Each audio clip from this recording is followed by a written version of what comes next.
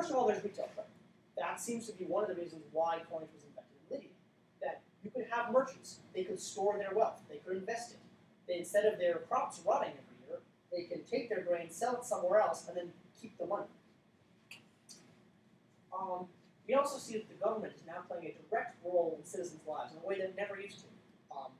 You used to be, say, a tenant farmer for the Alcmaeonids in Athens, doing your farming, and they would give you a little something in return.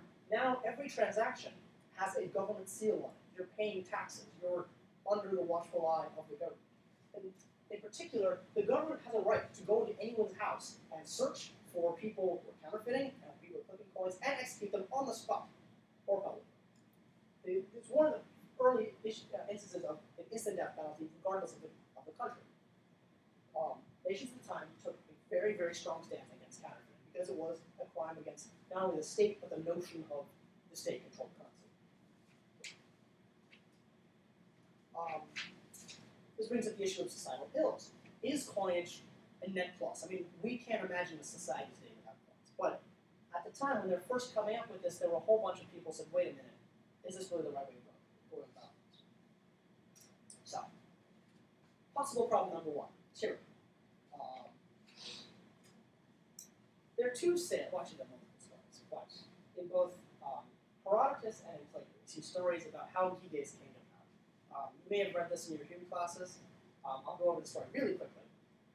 In Herodotus, what happens, Gyges is bodyguard, the king says, hey, you want to see my wife naked?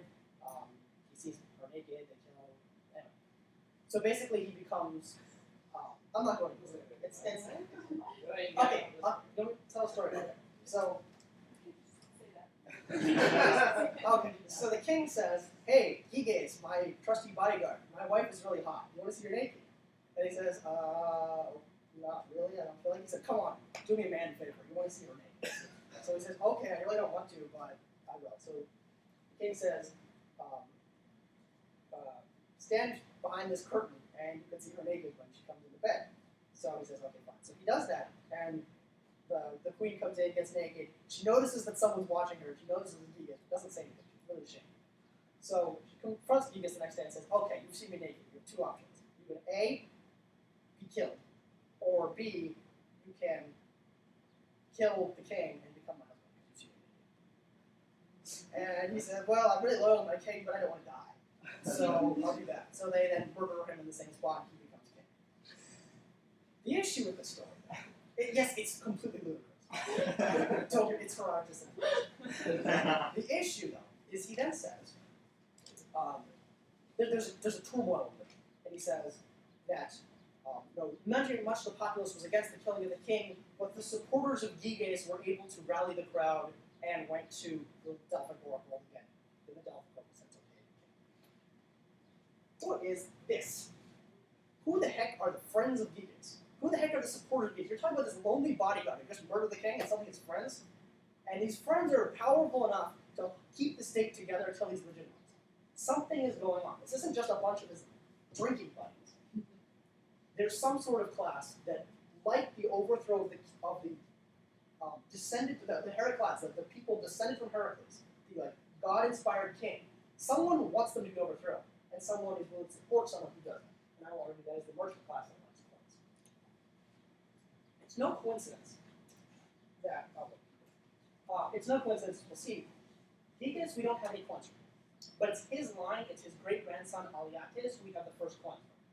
So there's something about this lineage and inventing coins. The second story is from Plato, in the Republic. The story is that Gyges is not a bodyguard, he's a shepherd. And he's walking along one day and he finds this chasm, this hole in the ground. And he looks down and there's someone who seems to be of noble birth with a ring on. So he says, I'm just going to take this, the guy's dead. So he walks up, he takes this ring, and he puts it on one day. And he notices if he twists it, yes, this is Lord of the Rings, he becomes invisible. And he's like, wow, this is cool. And everyone talks about him as if he's not there. He turns it back and he appears. He said, wow, this is really awesome. So he turns it so he's invisible, runs into town, seduces the king's wife, murders the king, and becomes leader of Libya. So the king always dies. However, let's look at the symbolism. He's taking something from the ground. That's interesting. He's snatching power from the nobility, from the previous God-given king. It's also a shiny precious metal in a circular shape. It makes him invisible. The power of the state that can be everywhere in daily transactions and bust counterfeiters is pretty much invisible. So I would argue that perhaps both of these stories, when put together, tell the story that the reason that not the reason, but there seems to be a link between tyrants coming to power and introducing coinage. Now that would be a far-fetched tale if this were the only evidence we have. But let's go through the list of people who introduced coins in various cities.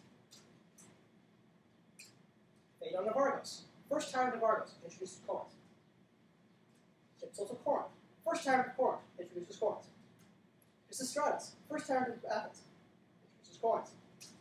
Polycartus of Samos, first tyrant of Samos, introduces coins. Pattern. Let's look at the great of this is from the text of Pseudo-Aristotle Oikonomia. He singles out Dionysius of Syracuse. He's a great leader, but he does everything, every trick in the book introducing with coinage. And when we're talking about fiat money and the ability to manipulate coinage for political purposes, this guy can. So he needs money to fight the Carthaginians. He's in Syracuse. They're battling it out each year. So he needs money. He does all these weird things. He taxes women for wearing jewelry. He says, help guys, I need some money. Everyone donates to the state. He says, thank you very much. I didn't actually need the money. He does all this other things, which are very, very interesting. He mints tin coins because he just doesn't have enough silver. And he says, hey guys, these are silver. Treat them as if they're silver. They say, but no. I have the army. You treat this as silver coins. So that's basically free money. People do this all the time during sieges. Athens did this. They switched to bronze coinage when they ran out of silver during the Peloponnesian War. This is the greatest thing he actually ever does, which is he says he owes a debt to the citizens. And they say, hey, we need our money back. He says, okay, give me all your money. He takes it all. He splits it in half. He stamps a 2 where there used to be a 1. Hands back half and said, there, I paid you back your debt, and now I have half your money. Again. This may sound silly, but actually Hippias of Athens does the same thing. He doesn't even bother to restrike it. He just takes a $1 bill and says, it's now 2. Here you go. The point is, when I say the state has a very important control in daily lives, I mean it. I mean, this is something that you would never see today, but they were mucking around with this, really from the invention of coinage. The second reaction to coinage is that wealth can now be accumulated. You see this actually, a good example of this during the Middle Ages, where you have a feudal farm, and at the end of the year, since the livestock are going to die anyway, they would have a great big feast, and all the peasants would get to eat meat, and all be happy. And then, when enclosure came about and you could keep animals alive all year long, suddenly the peasants weren't getting eaten. We see the same thing happening on farms in Greece. So suppose I'm a rich Alcmanitic family in Athens, and I made watermelons. I don't think they make water, so that's just and so I sell as many watermelons to local people, and I exchange it for goods, and I still have all these leftover watermelons. So I have a big festival, and everyone eats the watermelons because otherwise they go bad.